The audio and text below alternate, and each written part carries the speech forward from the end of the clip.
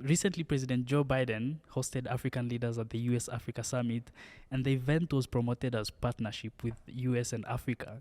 And do you think this is really true that it's a partnership? Because Julius Nyerere, the first president of Tanzania, said that it's impossible, or how can the United States and Burkina Faso be expected to operate under the same trade laws? And he said it's like putting a heavyweight boxer in the same ring with a flyweight. And he said this will be murder. And can you give us an assessment of that summit and what Africa really needs to do to benefit from engagement with a power such as the US or any other power? First of all, thank you for inviting me. Second of all, the December 2022 summit between the United States and 4 dozen plus African heads of state and government was an inadequate response and a distorted response to contemporary realities. What I mean is that this summit was driven by hysteria about China.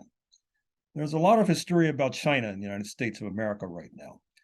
There is a fear that China is in the passing lane, and this holds monumental consequence not only for US imperialism, but for white supremacy as well. Not only that, but there's hysteria about Russia. You should look at the reporting that took place in the United States in the past few days in light of the visit to South Africa of Russian Foreign Minister Sergei Lavrov, not to mention the overheated press reports about Russian South African military maneuvers, even though the South African military has engaged in military maneuvers with the United States of America. There's hysteria about Turkey. Turkey plays a major role in many African nations that have a substantial Muslim population. Turkey is the power behind the throne, for example, in Somalia, engaged in everything from picking up the garbage to airport security. Turkey's relations with not only the United States, but with the so-called North Atlantic allies has become quite complicated of late, particularly since Turkey thus far has been blocking the ascension of Finland and Sweden to the North Atlantic Treaty Organization, where Turkey plays a major role as the eastern anchor of NATO. Turkey has upset the United States because of the pressure it has placed upon Greece. Greece, as you know, for a number of years was under the jurisdiction of Turkey.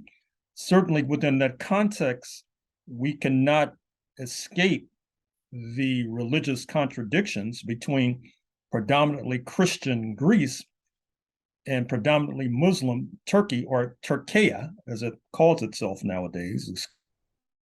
The United States is quite concerned about the role of India in Africa as well, particularly alongst the Indian Ocean coast from Mombasa in Kenya to Durban in South Africa, particularly in the intermediate country that is Dar es Salaam, Tanzania.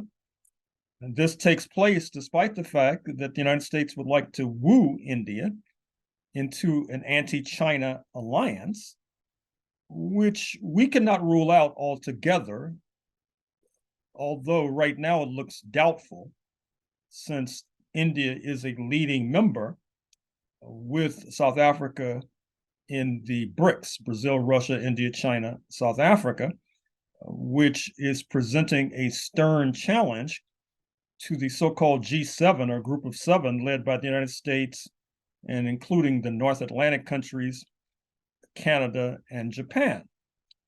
So this summit that took place in December 2022 in Washington overpromised and underdelivered. I recall the top line figure emerging in terms of so-called aid from that summit it was about 55 billion US dollars.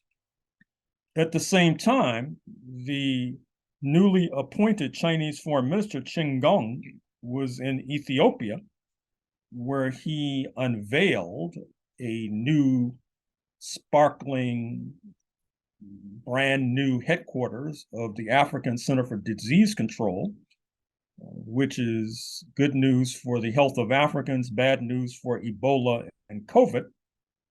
At the same time, Qin Gong, who was in January 2023 exemplifying a Chinese tradition of touring Africa as the first assignment on his annual list, he forgave $13 billion in debt for Ethiopia.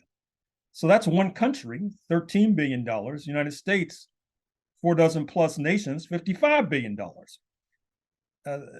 That also bespeaks the fact that China right now is the major so-called aid donor in the world. The United States does some useful work in Africa with regard to health and health consequences.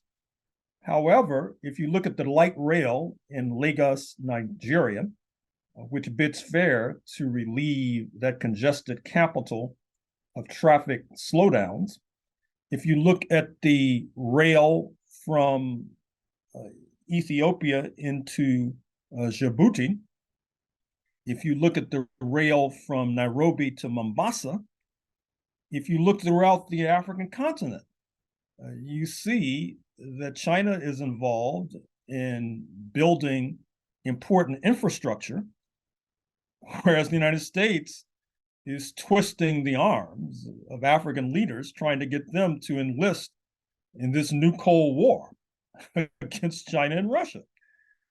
So for most African nations, in fact, for most Latin American nations and most nations in the world, this does not make any sense, even though the United States would like you to believe that the whole world has enlisted with the United States concerning this new Cold War against Russia over its intervention in Ukraine. A recent headline in this country suggested that 87% of the world had not enlisted. And of course, the question is, why should they?